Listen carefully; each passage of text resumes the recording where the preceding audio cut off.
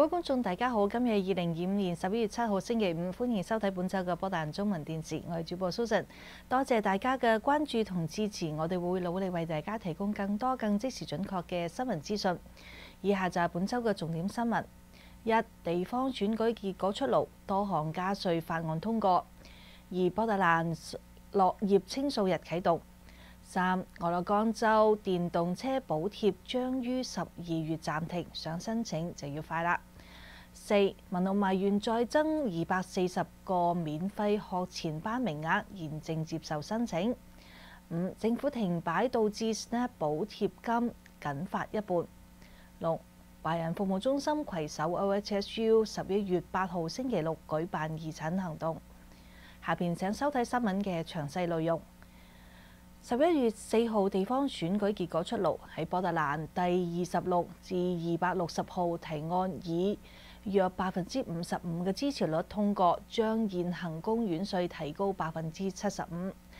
一戶普通住宅每年繳交約為$310，比現行增加咗133蚊。新稅將於2026年7月正式生效。又喺華盛頓縣，公共安全稅同埋圖書館稅雙雙獲得通過。公共安全稅以57%嘅支持率通過，以估值34萬美元嘅屋嚟為例，屋主每年將繳納230美元嘅稅項，比而家嘅164蚊增加咗66蚊。喺未來5年可以籌得約3億3700萬美元，以支援縣警方、監獄、家庭暴力同埋防治及心理健康服務。華盛頓縣嘅圖書館稅就係以58% 通過，一戶估值為56萬美元嘅住宅，每年嘅稅額將增至210蚊。資金將用於延長開館時間、擴充館藏同埋推動青少年閱讀嘅計劃。波特蘭交通局宣布，今年嘅落葉清掃日已經正式啟動，並擴大咗服務範圍，新增咗約3萬個地址，以防落葉堵塞排水系統造成交通危險。今年喺市議會增加預算嘅支持下，掃落葉區從原本嘅53個增至82個，覆蓋咗全市4個 district。近10萬名嘅商業同埋住宅用戶已經收到咗清掃說明，其中有3萬戶係首次納入。交通局亦發咗提醒嘅明信片。清掃作業將維持到出年嘅1月中旬，每個星期工作6日，節假日會暫停。市府提醒居民應該上網查詢清掃嘅日期，網址係 portland.gov/live。並喺前一日將落葉堆至路邊約1英尺嘅地方，唔可以混入樹枝同垃圾。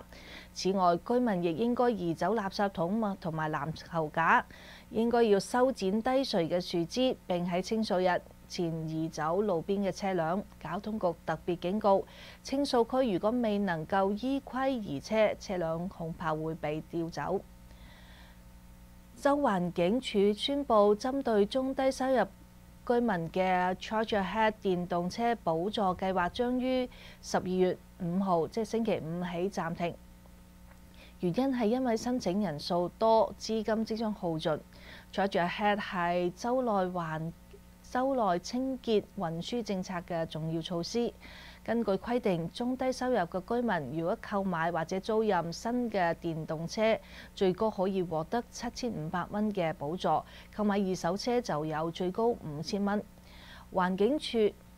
提醒民眾必須喺12月4號晚上11點58分之前完成購買或者租賃車輛嘅交易，並於6個月內提交申請。如果資金提前用完，申請者將會被列為候補名單，預計喺2026年春季再次開放。項目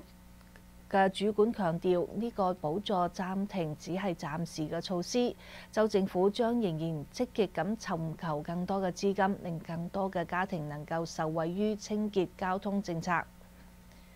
文路馬縣全民學前教育計劃 Preschool for All 宣布將會喺2026年1月起新增240個免費學前班名額，現在已經開放申請，對象為3到4歲嘅幼兒。該計劃唔設收入限制，所有家庭均可以報名。首批錄取名單將會喺今年11月底公佈，並於2026年1月起開始入學。目前已經有超過900名兒童喺候補名單上面。縣政府方面強調，將會持續努力填補所有空缺名額，確保每一個符合資格嘅兒童都能夠享有公平嘅受教機會。有意申請嘅家長可以前往文東華縣嘅全民學前教育計劃官方網站了解詳情。聯邦政府停擺進入第2個月，補充營養援助計劃即係 SNAP 糧食券資金告急。